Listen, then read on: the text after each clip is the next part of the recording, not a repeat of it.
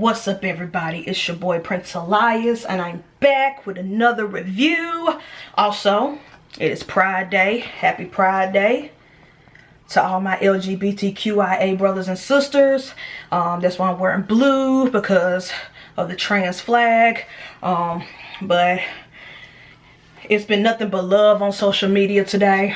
I've been saying, whether it's Twitter, Instagram, I don't have Facebook anymore, but it's been nothing, YouTube, it's been nothing but love across the board, from allies to people in the community. So happy Pride Day, happy Pride Month, the whole month of June. But June is about to be over, it's about to be July.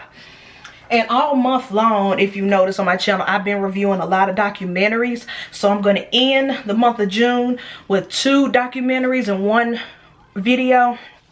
And just to knock it out, and then I can go back to the fiction movies, you know, horror, dramas, comedies, because I've been reviewing a lot of documentaries, but I've been loving the documentaries I've been watching, except for one that I'm gonna review today. I wasn't a big fan, but everything else top notch, especially on Netflix. Netflix has been killing it. And Shudder, the streaming service for horror films, released a documentary about the guy who starred in the second Nightmare on Elm Street movie, and all the drama that came out of that, because he was a gay man, and the film has so many gay innuendos and how that backlash affected him. That documentary is so dope. It gives you behind the scenes on the film and that actor's life. So I'm not going to review it for the month of July, but somewhere along the line I'll review that, because I want to get back to watching fictional content and reviewing that as well. Also, the snakes are in shed, and the ones who weren't in shed just ate yesterday. So I don't want to bother them, but I decided to have my posts right in front of their enclosures. So Elsa, Bowie, Lafayette, Jafar, Stitch, Kai, and Jasmine, my big girl, is down at the bottom, and then Morticia and Coils are in my living room. I had to separate them. I am getting new snake racks soon and new snake enclosures for them, but it hasn't come in the mail yet. So for whatever Wednesday, I might, you know, record me setting their new snake rack system up, because this is tacky. This got to go. And I need more space in this room. This room is so small because of my queen size bed. So I need more space and less tackiness. You know what I'm saying? So I decided that my reviewing station will be right here in front of the snake racks. Especially on those days where I can't have a snake out around my neck or me holding it in the hands, because they're shedding. And it's a bad look. You don't want to mess with a snake when it's in shed. Alright, let's get to these reviews. Okay, so the last documentary reviews for a while on this channel, because I've been reviewing a lot of documentaries, will be, they have similar premises but different stories. And they're similar because it's dealing with trigger warning, sexual assault, rape, molestation. That's why I said trigger warnings. And of course, if you see the title in the thumbnail, you know what these films are about. And also they were all very, very high profile, mainstream, all over the news cycle during the height of the situations. So Netflix have 2 documentaries. One I absolutely love, and one they could have kept, to be quite honest. But the one I love is called Athlete A, and athlete and then the letter A, like from the alphabet. And it deals with the scandal, the rape, the molestations of all those gymnasts, those athletes of the when they were girls, and a lot of them came out as adults, and against the physical therapist who was using his profession to violate these young girls at the time. A lot of them are grown women now, but at the time he really did violate them, and a lot of stuff didn't come to light until like 2015. But he was like doing this stuff for almost 20 years, I believe. He had a career in this. And then the next review after that will be the Epstein doc. I think it's called Filthy Rich or Dirty Rich. either way, I'll talk about that next. So the first one is Athlete A. Athlete A, again, is the documentary dealing with, let me read the premise. This documentary focused on the gymnast who survived the USA gymnastics doctor Larry Nassar's abuse and the reporters who exposed the USAG's toxic culture. And they had a lot of the victims ranging in age from they're fully grown in their 30s now, all the way to the recent young superstars who are probably now 18 and 19, but at the time they were like 15, 16 and stuff like that. And these gymnasts, they had a lot to deal with.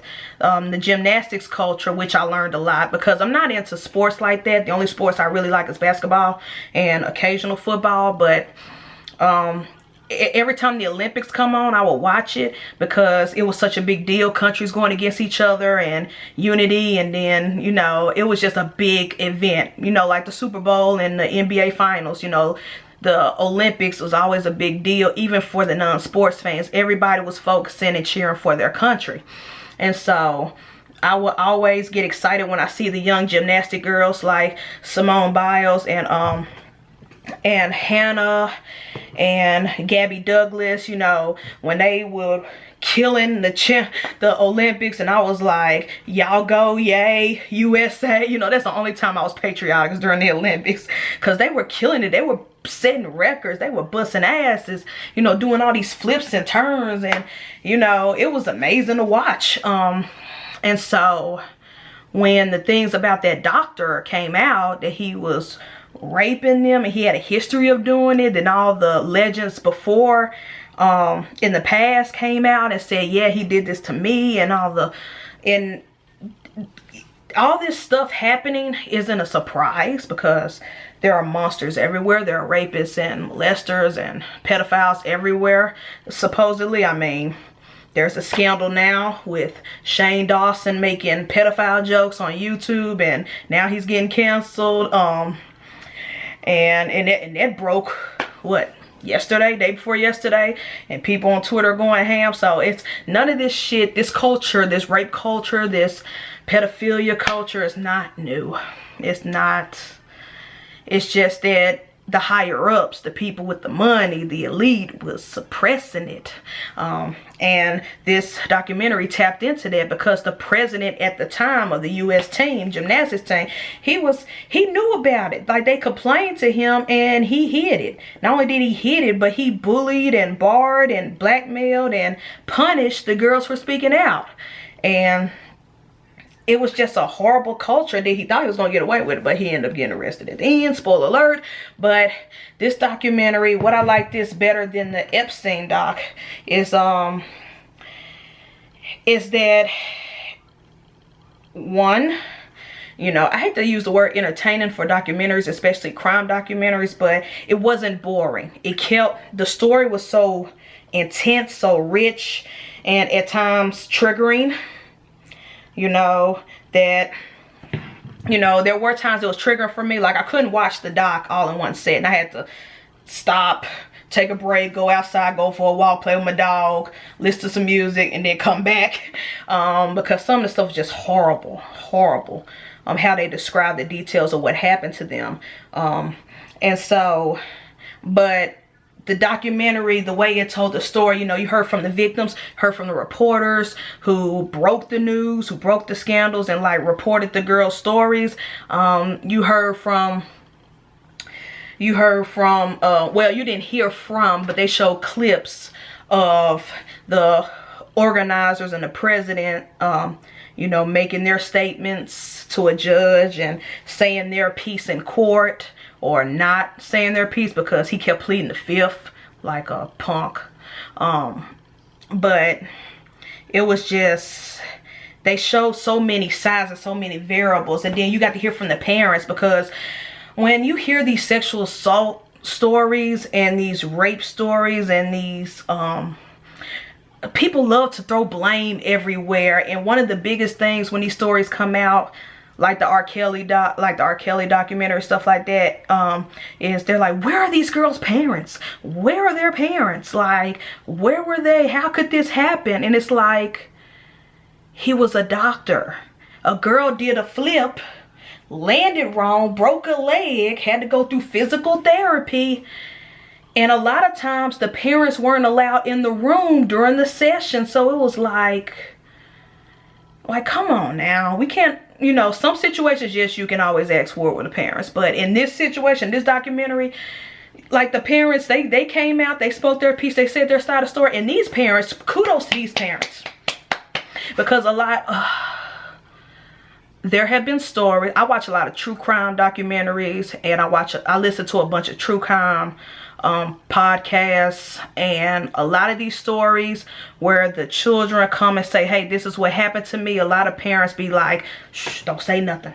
Don't say nothing. Or they try to suppress it, or they try to, you know, like the parents could have easily been like, don't say anything because you're going to mess up your money. Don't say anything because you're going to ruin your career. They could have been those parents. But these parents, nah. That girl, Hannah, told her mom and dad what happened. They immediately, yo, we need to go to the cops. We need to tell your manager. We need to tell the people of this organization. And they really thought the organization had their backs. Because they said, hey, we're going to do an internal investigation, yada, yada, yada. So the parents was just sitting there like, you know, sitting ducks, just waiting to hear back from the president. Because he called them personally, said, hey, you know, sorry this happened. We're going to fix this. We're going to handle this. We're going to investigate. And so they're sitting there waiting like sitting ducks, not knowing that he is suppressing the whole thing. And he even blocked her. Because she even reported it to begin with, he blocked her from even competing in the Olympics. She was like top 5. Like she was top 5. And she couldn't even make the U.S. team of the Olympics. Like he blocked her and chose girls who were under her. Like one girl he chose was like number 8. And number 11, like, it was just horrible. And I felt so bad. I felt so bad. I mean, she's still competing, but she's not with that organization. She's doing something totally different. They showed that at the end. But imagine how her dreams were crushed.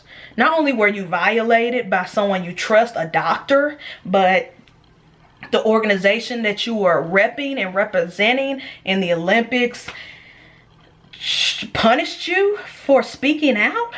Like, that was heartbreaking, man. That was heartbreaking. And it was like, damn, these corporations and these sports organizations don't give a fuck about their athletes. I mean, we've been knew that, you know, with the whole, you know, Colin Kaepernick in the NFL and, you know, stories we hear about in the NBA and stuff. We've been knew that these organizations only care about their bottom dollar, the money. They don't care about their athletes. But these are children, y'all.